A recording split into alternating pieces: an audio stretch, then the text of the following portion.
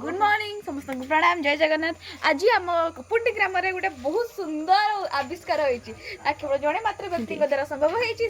पिंकी। देखो ये हूँ फूलर आविष्कार कर मंदार फूल आप जीवन काले देखी नथिबे पूजा कर नथिबे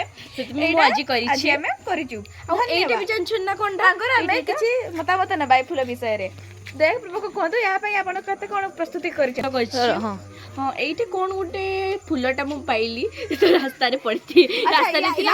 यार प्रस्तुति के ये तो लाली मंदिर के देखि नथिबे आ लाली मंदिर तो के देखि नथिबे सेति मु आज देखौछि एटा घियो मंदार के प्रस्तुति करछन एटा घियो हाँ घियो मंदार एटा घियो मंदार एटा नाली मंदार एटा कोन कनियर फूल आउ आउ एटा टगर टगर जानछन ना ए जे छोटा छोटा व्हाइट कलर फूल का होछि टगर फूल हैला जानले थैंक यू अबे हमर मत को मन करू छी मुनी बेजी थला होछि आमे हेलु फूल चोरू ओ वाह को आमे हेलु फूल चरणी जानि पाले बिचरणी एगे सब फूल चरणी ओ सॉरी मु लिंग परिवर्तन कर दथले आउ एपटे एपटे जणेबे एपटे